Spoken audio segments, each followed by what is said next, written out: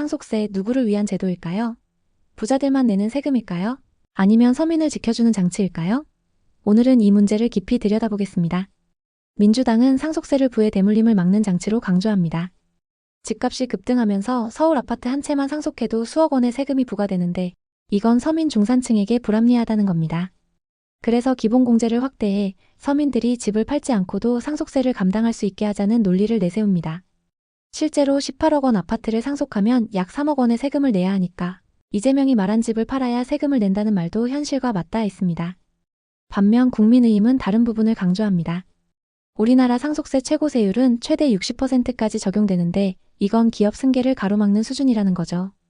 상속세 때문에 회사를 포기하거나 외국에 팔아야 하는 현실은 국가 경쟁력 자체를 무너뜨린다. 상속세를 완화하거나 폐지해야 한다는 논리입니다. 여기서 중요한 건 두 말 다 틀린 건 아니라는 겁니다.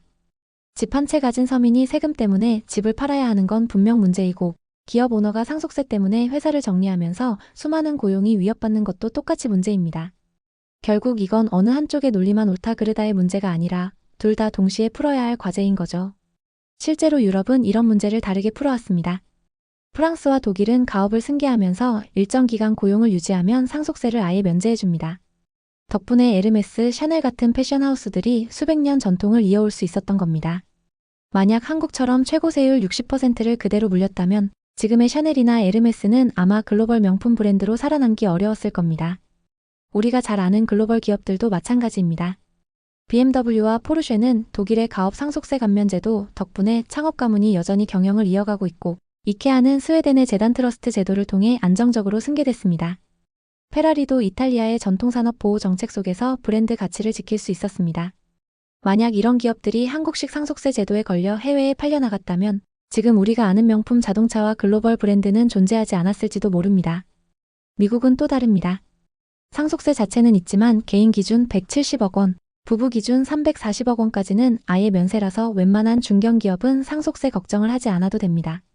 실제로 상속세 부담을 느끼는 건 월마트의 월튼 가문, 마스, 초콜릿 가문, 코크 인더스트리 같은 초거대 부호 집단뿐입니다.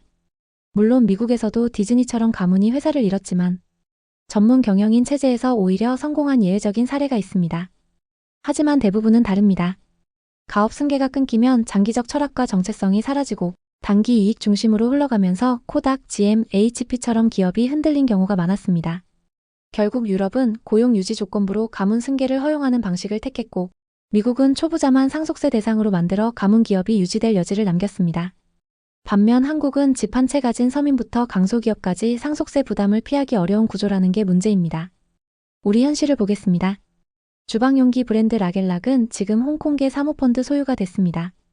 손톱깎이로 세계를 석권했던 3세븐은 창업주 별세 후 상속세 150억 원을 감당하지 못해 회사를 팔았고 이후 매출은 반토막이 났습니다. 이런 기업이 흔들리면 단순히 주인만 바뀌는 게 아닙니다.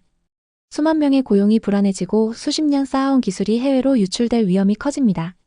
삼성도 예외는 아니었습니다. 이재용 회장은 상속세와 관련된 불법 승계 재판에 수년간 휘말렸고 그 사이 경영 공백이 생겼습니다.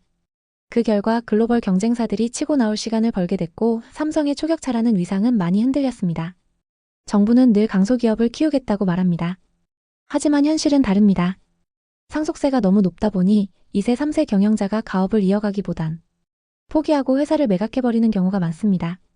실제로 중소기업중앙회 조사에서 무려 94.5%의 기업이 가업 승계의 최대 걸림돌은 조세 부담이라고 답했습니다.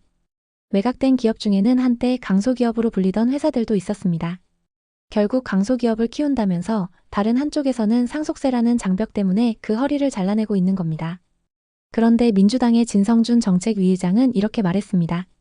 상속세 최고세율을 내는 사람은 955명밖에 안 된다. 하지만 정말 그럴까요? 정치를 한다는 사람들이 955명밖에 안 된다며 부자와 빈자를 갈라치게 합니다. 하지만 그 955명 뒤에는 수만 명의 일자리가 달려있고 수십 년 쌓아온 기술이 해외로 빠져나갈 위험도 있습니다. 숫자로만 서민과 부자를 나누며 정치 노름하는 모습이야말로 진짜 서민을 외면하는 거 아닐까요? 결국 상속세 개편은 부자냐 서민이냐의 문제가 아닙니다. 서민은 집을 지킬 수 있게 하고 기업은 일자리를 지킬 수 있도록 동시에 접근해야 하는 겁니다. 유럽처럼 가업을 승계하면서 고용을 유지하면 상속세를 면제하는 제도, 바로 그런 장치가 우리에게 필요합니다. 저는 전문가가 아니지만 상식을 깊이 있게 생각하고 싶은 사람입니다. 여러분은 어떻게 보십니까? 집 한 채 지키는 문제와 기업 일자리를 지키는 문제, 상속세 개편은 어디에 방점을 찍어야 할까요? 댓글로 여러분의 생각을 남겨주세요. 그리고 함께 생각해 볼 만한 주제가 있다면 언제든 제안해 주세요. 함께 고민해 보겠습니다.